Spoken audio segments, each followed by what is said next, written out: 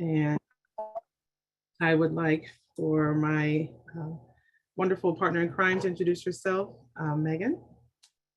Hi, everyone. Welcome. I'm Megan Wolfe. I'm a Senior Policy Development Manager at Trust for America's Health, or TFAH. And we're really happy to have you here today. And I'm so thankful and appreciative for our guests, Carter Blakey and Yen Lin from ODPHP. So back to Karan. Thank you, Megan. And as you all just got the prompt, we are recording today's session, which will be archived on our website. So today, again, we will be discussing Healthy People 2030 and older adults. Just a few housekeeping, if you will, before we get started. Please make sure to mute yourselves. You will have the ability to unmute yourselves to ask questions later on. Actually, our speakers are eager to engage with you, so feel free to mute when prompted. And if you have questions, please also use our chat function to share your questions. Again, if you are comfortable at the end, we will also provide you an opportunity to come off mute and ask your question in that manner. So we are trying out a new system of tracking our attendance at our trainings. And I would like to invite you all to use the QR code. I will actually share the link to the actual survey, the Wolfe survey, in the chat momentarily, but I invite you to use our QR code to indicate that you're here. We obviously know that you signed up because you're here, but we also want to know who all is actually in attendance today and be able to share other resources with you. So if you have a moment, and I'll give everyone a few seconds, and again, I will put the actual website link in the chat shortly, but also again, feel free to use the QR code. It's here, it's quick, just take your phone. For those of you that are not familiar, take your phone, use the camera app, open it up if you're gonna take a picture, and place your phone close enough to where they can scan it, and then it'll prompt you to go to a website. So again, we're trying out some new technology to track our attendance at our trainings. So thank you again for indulging us in this new beta testing, if you will. And without further delay, I will turn the mic over to Carter Blakey, the Deputy Director at the Office of Disease Prevention and Health Promotion. And we look forward to hearing from you, Carter. Great. Thank you so much, Karen and Megan and the rest of the TFAH family. I'm delighted to be here and really honored that TFAH has decided to launch its training session this year with Healthy People 2030 and older adults. So I'd like to also introduce Yen Lin, who is joining me today. Yen is one of our senior advisors in ODPHP, and she really is kind of the brainchild and the heart and soul of all our healthy aging efforts. So I'm glad she yielded the stage to me for today. So Yen will feel free to interject whenever she wants. I'll also be helping with chat questions along with Megan. So I guess we can go to that next slide. So we thought we would start off the session today by asking a couple of questions just to gain your familiarity with healthy people. So the first one is, and feel free, I understand this is where everyone turn off their mute if they want to chime in right now to answer these questions, but we'd like to know how familiar you are with healthy people. You know, what are your areas of interest or research, and what are you looking for to get out of today's training? So feel free to come off mute, give us some information or chat, whatever you're comfortable with.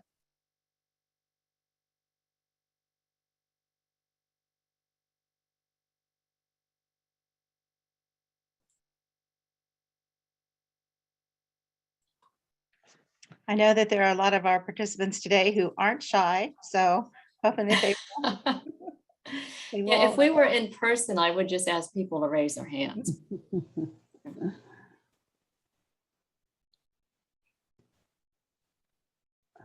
I can go. This is Marcy. I'm fairly familiar because I've gone to some of your recent presentations about adding older adult work into the new framework.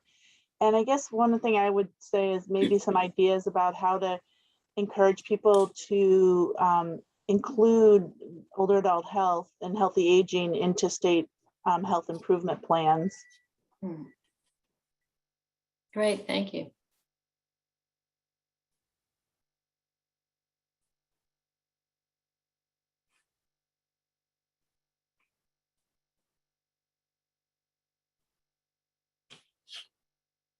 Okay, well, if there's, keep thinking about it. If you have ideas during today's session, feel free to chat them and we'll take note of them all. Carter, I apologize for interrupting, but there are a couple of notes in the chat. Oh, I can't. Let's see. Yeah, I'm happy to go through and read just some of the comments that have been received. We do have a number of individuals that had indicated they're actually new to the topic area. And so they're just looking to get a broader perspective and understanding of healthy people and older adults. Others are hoping to extend kind of their perspective to help in aiding and care for their own aging family members. And Ariel had noted that we use a lot of healthy people to guide work in specific counties and areas, and looking to get more information about how to get more leadership behind healthy people. More comments still. So folks are just shy about taking their microphones off mute, but they're adding a lot of content into the chat, which I'm happy to go through. So others are rather familiar with healthy people in supporting older adults through community resources, working with community health workers, and they're interested in learning how COVID has affected this population and what public health can do to address that. Chris mentions that the interest is applying evidence-based health promotion for older adults in the community. Jamie noted that it's nice to see everyone again. Kina says that there's a lot of familiarity with healthy people and hoping to gain access on how to address cross-sectoral strategies for older adults and communities. The comments just keep coming in. Support for caregivers. I'll summarize these quickly. Barbara is interested in support for caregivers doing elder care and how that can be incorporated into healthcare and public health agendas. Another, Jessica noted that her area of interest is in collaborating with other healthy aging agencies and gaining knowledge of resources that are available. And I think that's. Yeah, well, thank you. Thank you for ticking through all those. Yeah, it's perfect. So with that, I think we can move on to the next slide. So I'll start out with giving you a little bit of history about healthy people and its placement in the Office of Disease Prevention and Health Promotion. So at ODPHP since the mid-70s, we've been charged with advising the Secretary on all manner of disease prevention and health promotion activities. We fulfill our mission to do that by leading several different initiatives. So we, of course, have the Healthy People Initiative and the Healthy Aging efforts within ODPHP.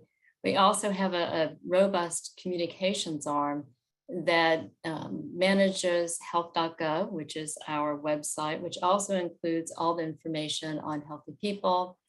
We have the myhealthfinder.gov program, and that's really a consumer-facing tool where members of the public, the person on the street can go to the website and find all the preventive services and information that they need personally.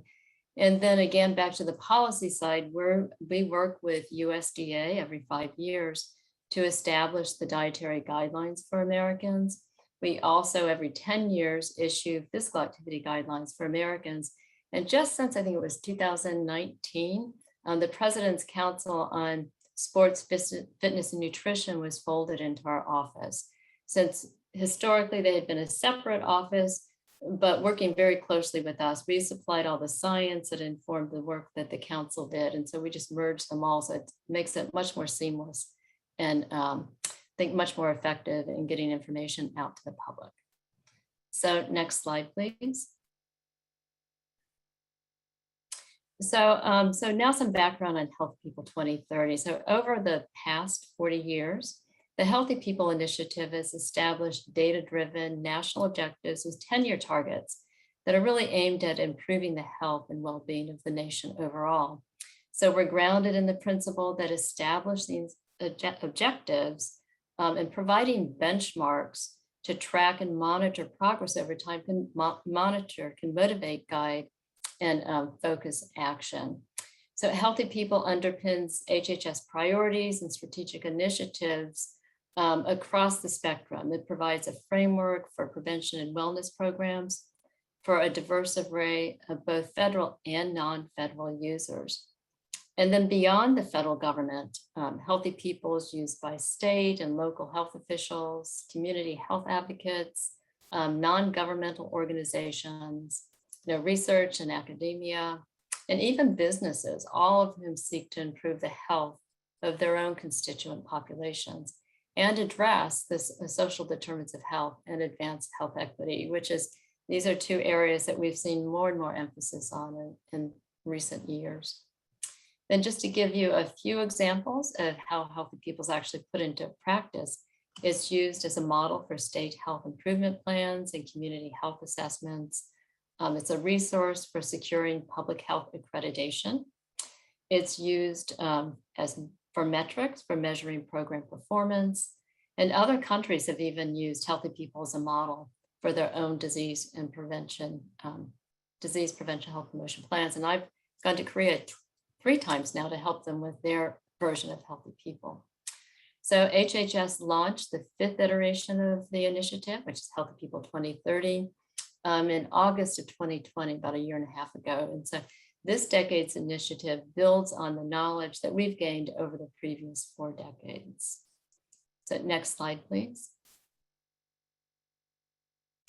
So this slide is meant to depict the alignment of various organizations that are part of Healthy People.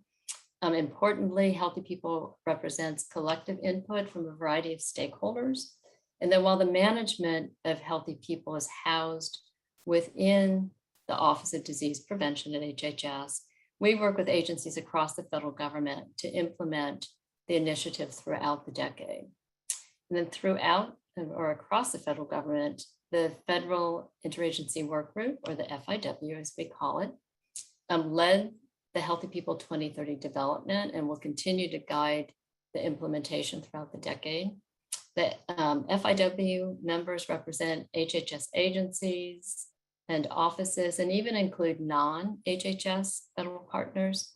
And they'll provide ongoing science-based and expert consultation, monitor objective changes and progress, and guide the implementation throughout the decade. Then each of the Healthy People objectives is housed within a topic area that is owned and managed by a work group. And the work groups are made up of federal employees who are subject matter experts in specific topic areas, who manage the development of the objectives, the data collection, progress tracking, and implementation. And then I should emphasize that there are many external partners or stakeholders that provided input to the development of Healthy People 2030 as well, including state and local governments, national level stakeholder organizations, community-based organizations, et cetera. And then at the very top, you'll see that we have the Secretary's Advisory Committee. And this is a group of non-federal, what we call volunteer subject matter experts, even though technically they're considered special government employees, but they don't get paid. So they were charged over 4 years to provide recommendations to the HHS Secretary on Healthy People 2030. So they actually considered the overarching vision, mission, and framework, as well as the Healthy People implementation strategy. And I should add that the advisory committee has written numerous papers on their deliberations, and they're all available on our website. So our very essential partner, the National Center for Health Statistics, works with us daily, and they provide ongoing support for Healthy People, the FIW, and all the topic area work groups. So And then I'll point that those vertical arrows throughout the diagram are intentionally bidirectional because we emphasize the collegial interaction by all entities that you see there. So we really do listen to what our stakeholders tell us. We have changed objectives because of public comment, et cetera. So please do let us hear from you. Then the next slide, please. So there are approximately 24 federal agencies and multiple federal departments that serve on the Healthy People 2030 Federal Interagency Work Group. So we ensure that subject matter experts from across federal service and from many disciplines, including scientists, researchers, epidemiologists, statisticians, policymakers, you name it, are contributing to the best science in a wide variety of perspectives in the process. So you'll note the diversity of perspectives includes the likes of NASA, the Office of Personnel Management, USDA, Department of Interior, HUD, and EPA. So next slide, please. So, any initiative that's been around as long as we have is going to evolve. So over the decades, Healthy People has evolved to reflect our most current science and knowledge to address the latest public health priorities and challenges. And then as a result, each decade's Healthy People's efforts have moved upstream. We've intensified their focus on health disparities and equity, and we've expanded to embrace the social determinants of health. So for example, looking at the overarching goals, the second generation of the initiative, Healthy People 2000, introduced the concept of reducing disparities. Then Healthy People 2010 raised that bar to eliminate disparities. And Healthy People 2020 not only called for the elimination of health disparities, but also the achievement of health equity, and added an overarching goal for the social determinants of health. And then now today, Healthy People 2030 has gone even further by adding attainment of health literacy and has broadened that social determinants of health overarching goal to encompass economic environments as well as the social and physical. So then likewise at the bottom of the slide, you can see the number of objectives, which increased steadily over the first 4 decades until this current decade, when you see a nearly 75% reduction in the number of objectives, which actually reflects user input calling for a comprehensive yet still streamlined and focused set of national objectives. So next slide, please. So this graphic is intended to display that Healthy People 2030 is composed of several unique elements that complement one another and are designed to collectively influence progress toward achieving the Healthy People 2030 vision, which is up there at the top, which is a society in which all people can achieve their full potential for health and well-being across the lifespan. And these elements include the overall health and well-being measures, the leading health indicators, and the core or measurable objectives, and developmental and research objectives. So next slide, please. So the LHIs are a subset of 23 high priority Healthy People core, that's measurable objectives, selected to drive action toward improving health and well-being. The most leading health indicators address important factors that impact major causes of disease and death in the United States. And they are intended to help organizations, communities, and states and focus their resources and efforts to improve the health and well-being of all people. And each of the LHIs was selected based on its potential to make improvements in the social determinants of health. So there are several screenings that they went through, but underlying each decision here was the impact on SDOH.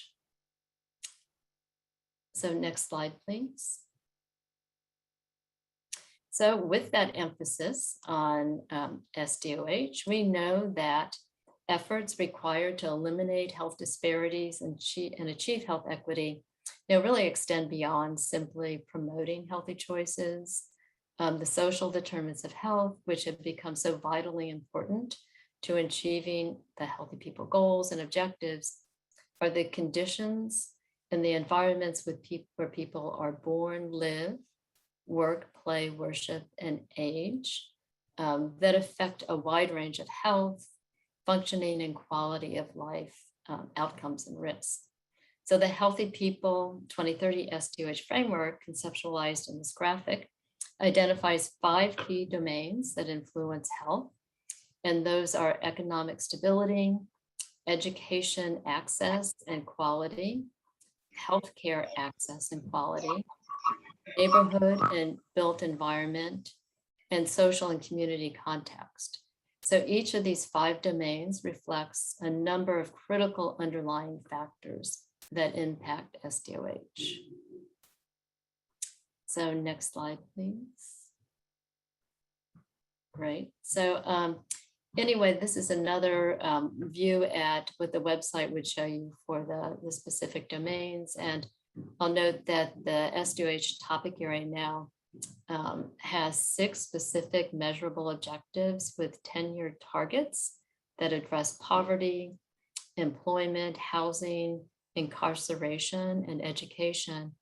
And then in addition, the SDOH topic area now includes 1 research objective and to encourage federal data sources to include country of birth in the collection of data.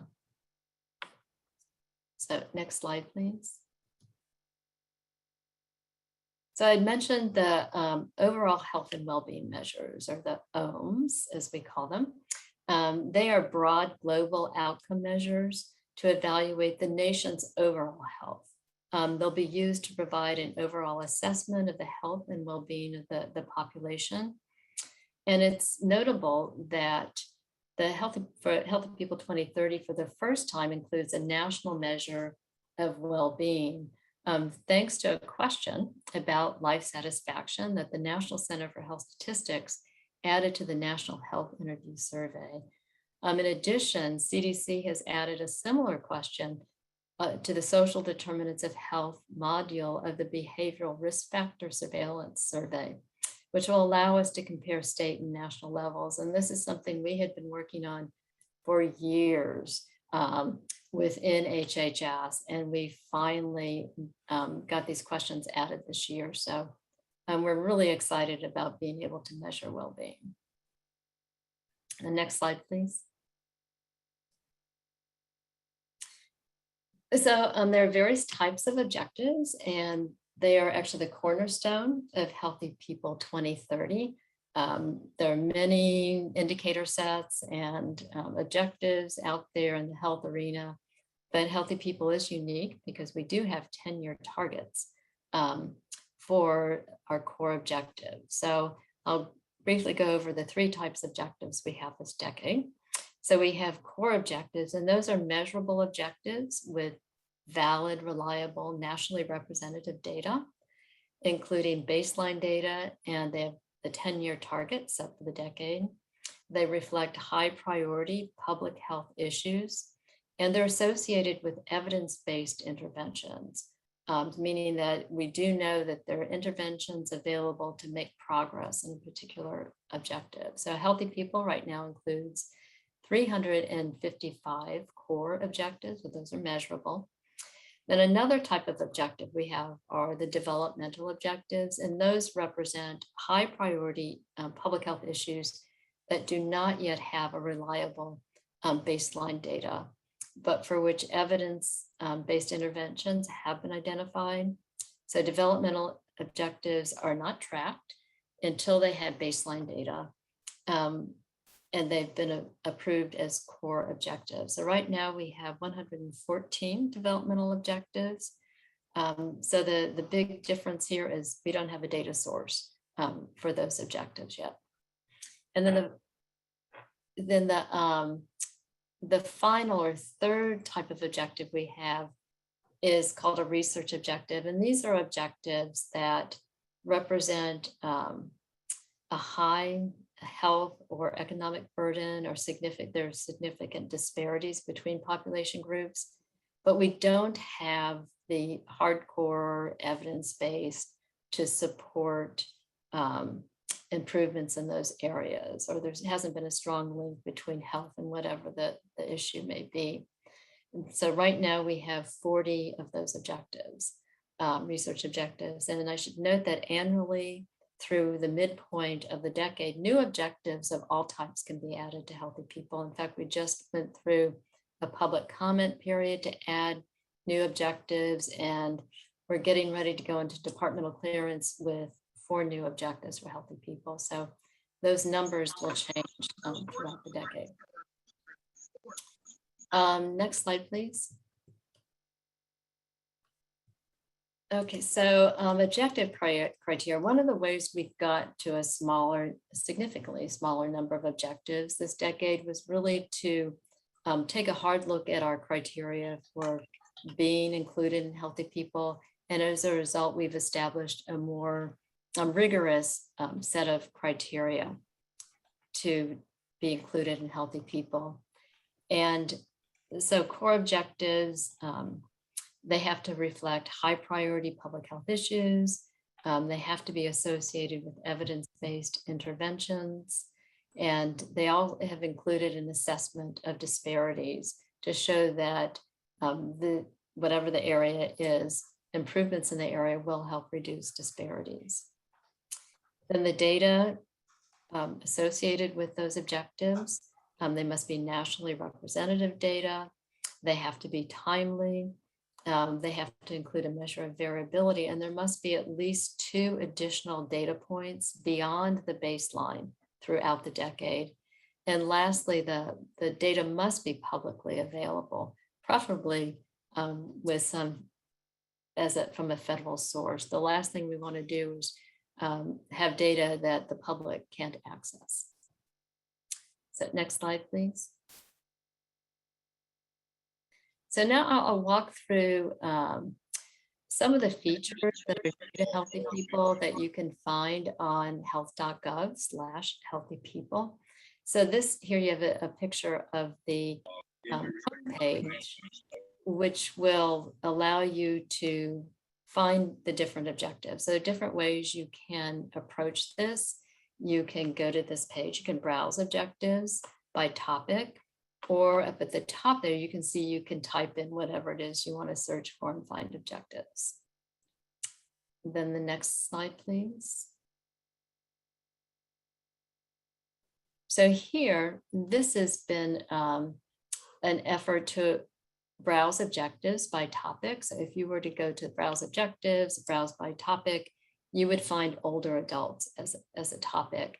And the link would take you to a page on older adults and then list any relevant objectives throughout all of healthy people. Then next slide, please. You can also find information on whatever topic it is. And of course, in this case, it's older adults.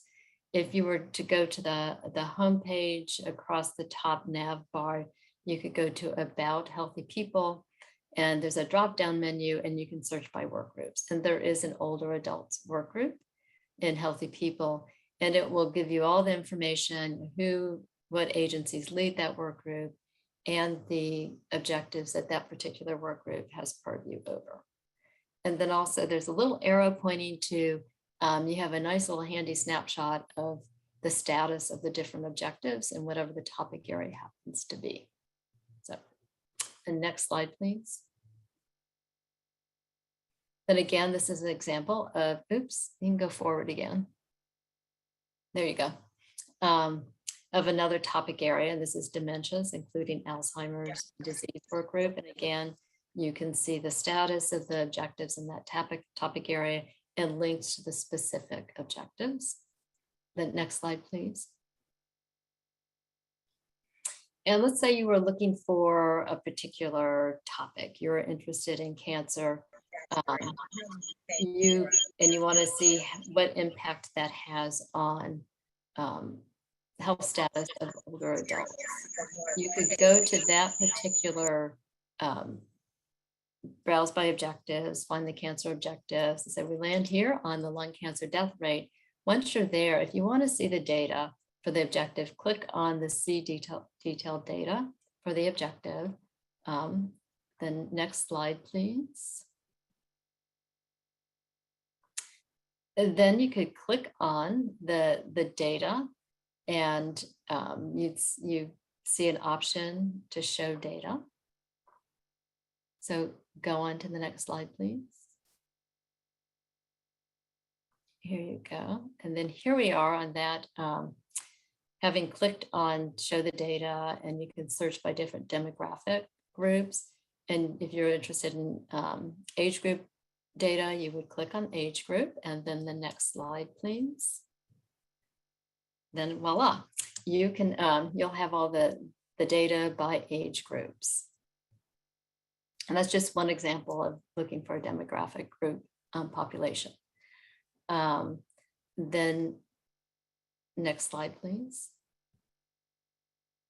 Then this is a feature we're really excited about. It's called the custom list. So let's say you're browsing the objectives and you decide you really want to focus on this lung cancer objective. You don't want to lose it. So you can go up to this little link up here, a little button that says add to custom list, and click on that. And then at the top of the page, which is covered up right here on me at the top of the screen, you'd see the custom list box. That should be that green box there. I don't know if anyone else can see that. Oops, now I can't. I just closed a link that was open on my screen. Anyway, if you were to add the lung cancer objective to your custom list, that custom list box up at the top would, instead of having a 0, would have a 1. So next slide, please. So if Carter, yeah, this is Yen. There is a question, and it is related I to didn't see it. COVID-19. Oh, that's okay. okay, Okay. So I waited till now to ask. okay, good. But Ingram asks, how was COVID-19 the outcomes going to factor into Healthy People 2030? So this hopefully helps to answer that question. Yeah, and they're different ways. So you can see the custom list here. This is something we were actually supposed to launch Healthy People 2030 in March of 2020, but then COVID, it was March 30th, 2020. The government shut down, basically. We were sent home middle of March, and we said, oh, well, we'll be back by March 30th, no problem. And what do you know, we still aren't back. So over the summer, we thought we really need to be relevant to COVID-19.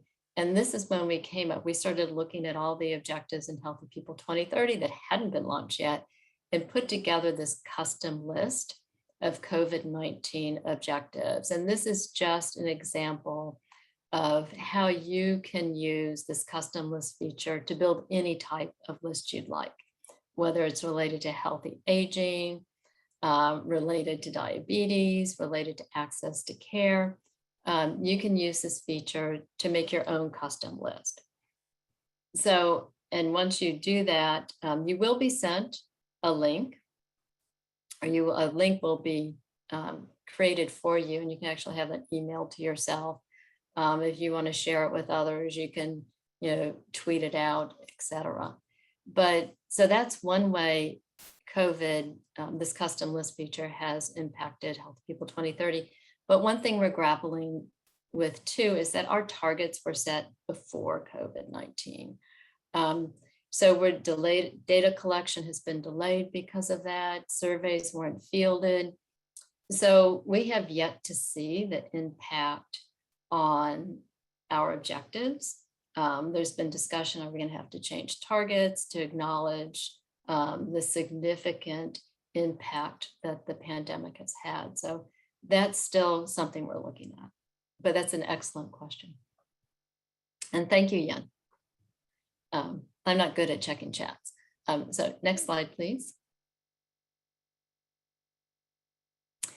Then another feature that we have this decade is our Healthy People Crosswalk. So if you had been tracking an objective for Healthy People 2020 and you're going, oh my gosh, where's my objective? Can I still use that objective or that data and be relevant to Healthy People 2030? So you can use what we have now on this tool, where you, on the left-hand side is what you would see on the Crosswalk page. You can type in the objective topic that you're looking for, and then it would link you to a page that's shown on the right-hand side of the slide that will show you what happened to that objective. So you can know if it was dropped in the transition between decades, was it modified, or did it stay exactly the same?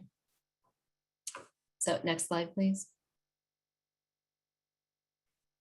And then we've also provided different tools to help folks use Healthy People in their own work. And this is actually some information that you can download. So this is a downloadable PDF fact sheet, kind of like your own little cheat sheet on using Healthy People. So if you go to the next slide, there you go. So this is basically what's in that, that downloadable fact sheet. So you can use Healthy People to identify needs and priority populations among your own constituents. You can use Healthy People to set your own targets. You know, our targets are set at the national level, but they're intended to be benchmarks against which you can track your progress for whatever it is you're working on. And then you can use Healthy People to find inspiration and practical tools. We have all sorts of resources. The evidence-based resources is a tool that we started with Healthy People 2020, and we've carried it over into Healthy People 2030.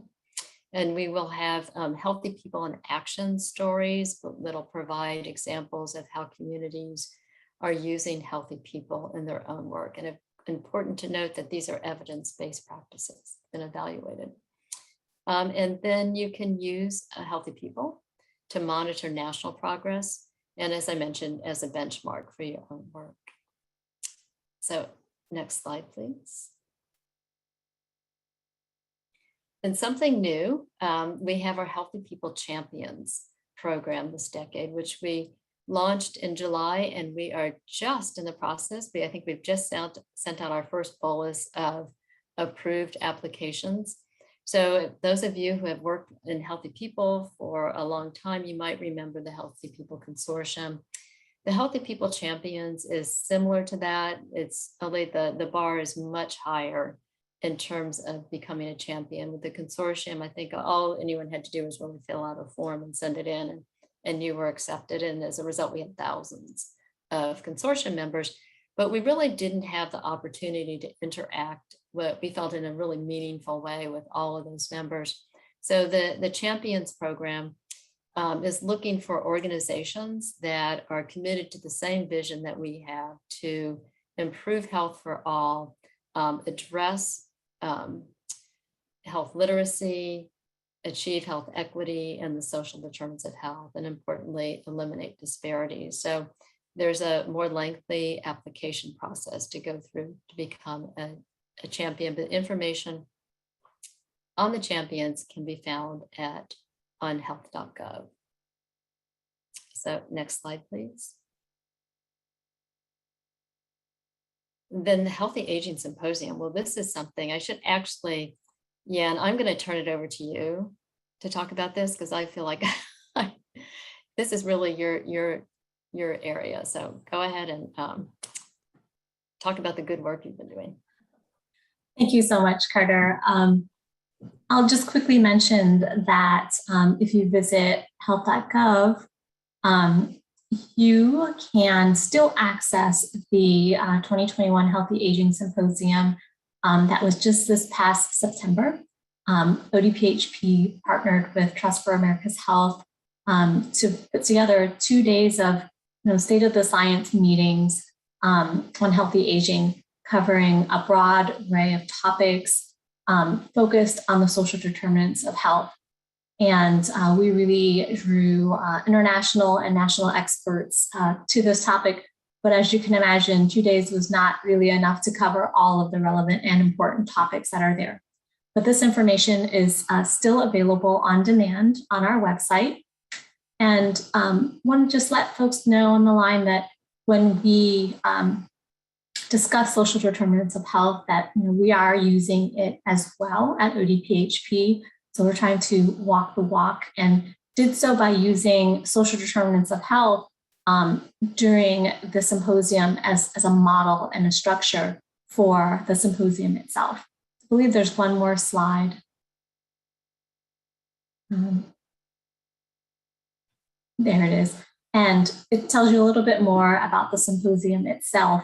But really, we had 5 tracks over the 2 days, one for each of the domains of the determinants of health, and subject matter experts discussing, the impacts on older adults across these domains. And what became very clear is that these upstream factors that manifest across the lifespan, further exacerbate health disparities in older adults. And so there are some very dramatic impacts as a result of health inequities and the determinants of health. But in addition to those sessions, we also had micro trainings that are also available online. Thank you, Carter. And thank you to Trust for America's Health for being our co-sponsor then. Thank you, Yen. And that, that really was great to have Trust for America's Health co-sponsor. And we also had involvement from the John A. Hartford Foundation. So it's been a wonderful partnership. And so with that, I think the next slide is just the thank you slide. Yep, that's it. So anyway, thanks. A huge thank you again to Trust for America's Health for inviting us to do this learning session. And we're happy to take whatever questions you have. I know several came through the chat. Yeah, so I can do the first one, and then Yen, if you want to do the second one. So Ingram offers that the dissertation was on obesity and food additives, and wanted to publish another paper when COVID-19 came regarding obesity. And so Ingram is wondering if there is any data to support the findings, used quite a bit of Healthy People 2010 in citations, if that makes sense. So Ingram, I'm going to offer, if you want to come off mute and just ask what your question, maybe a little bit more specificity about what data you're looking for.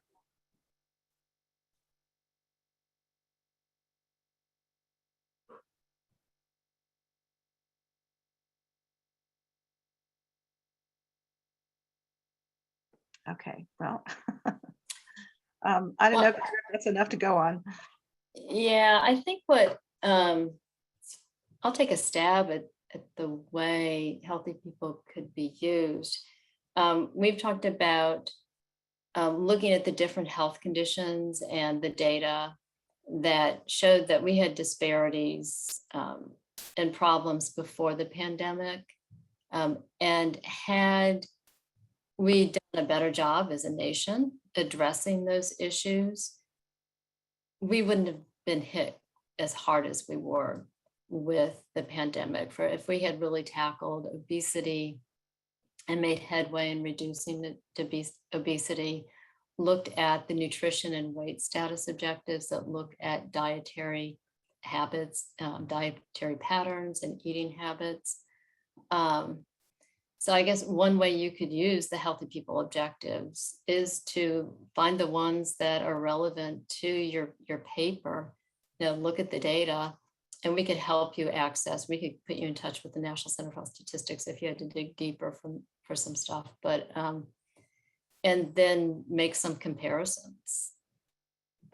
And I see she used Healthy People 2010. That was a couple decades ago. So we would love to work with you on citing Healthy People 2030. Great.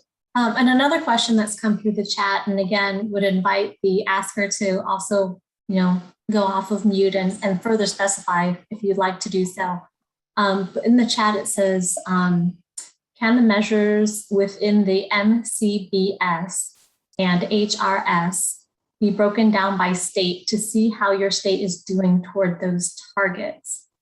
So I think my question for the asker is the acronyms that you're using, because we have so many acronyms, but they may not be necessarily the same ones. Hi, sure. Yeah, this is Lynn. Is it the health retirement survey that asks about preventable hospitalizations for people with dementia? And then it was the Medicare current beneficiary survey to talk about, I'm trying to remember which question that was now. It was related to dementia and possibly, have you been told you had dementia, or one of those? So it's the Medicare current beneficiary survey and health retirement. So those are two of, I believe, 3 objectives in the dementias, including Alzheimer's topic area. And I'd have to look closer at the breakdowns in terms of the data itself, but we'd be happy to get back with you if that data is available, and then also when we might expect follow-up data for that. Yeah, that would be great. I would love to know that. Thank you. Sure. You know, and one thing we're working on, we hope to be working on if the projects come through, is drilling down to state level data for the objective. So, you know, your question helps us know where we could focus, or one place we could focus. Great, thank you, Carter and Yen. Other questions from folks?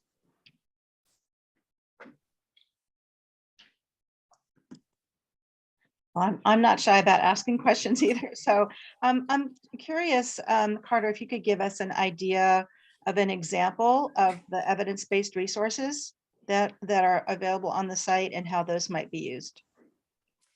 Well, if you go, it's in, is it tools, healthy people in action?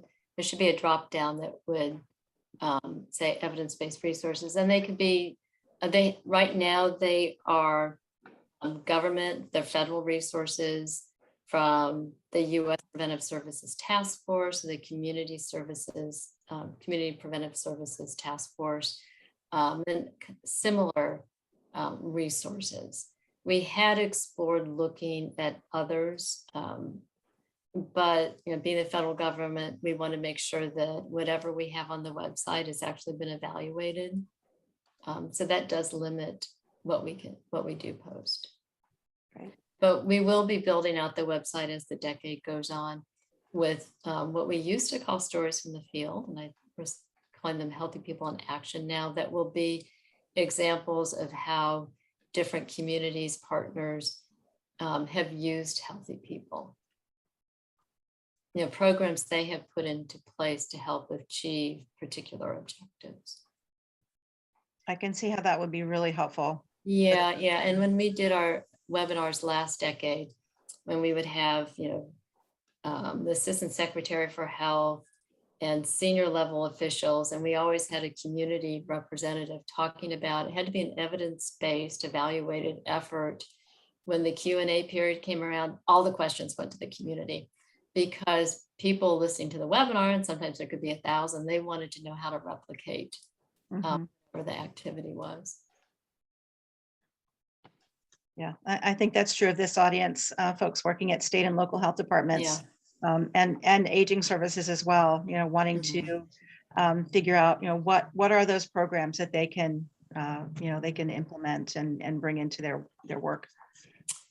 Yeah, and we do have, back to the question about COVID, we did have a blog from our director a couple of weeks ago that looked broadly at the impact of COVID and moving forward, building resilience, and you know, thinking about how better off we would be if we were all had paid attention to all those disease prevention and health promotion messages. So I'd encourage people to look at that. I don't know if Yen, you could find that on the website and put the link in. But yeah, that would be great. But that was great. And so that's another opportunity to get current information, topical information. Thank you. Other questions?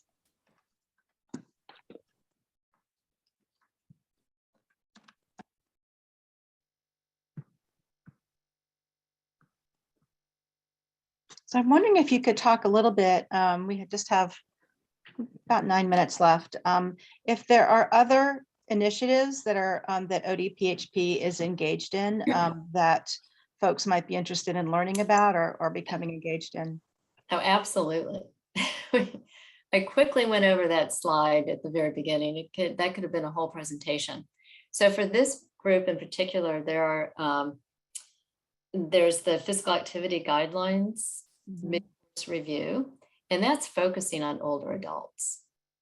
So that is something to keep tabs on. And Megan, maybe we can follow up with some information on that. Absolutely. But that's just gotten underway. We have established a committee of experts in the field to help with the literature review on information related to older adults and physical activity. And so the whole report is going to just focus on older adults and physical activity, and that should be out in 2013. And it's kind of that 10-year cycle for the guidelines it's not on the decade. So the current iteration of the guidelines, physical activity guidelines, was released in 2018. So their midpoint is not on the fives like ours, which is probably a good thing because we all go crazy if we had to do 2 mid-course reviews. So that's something to keep your eyes on.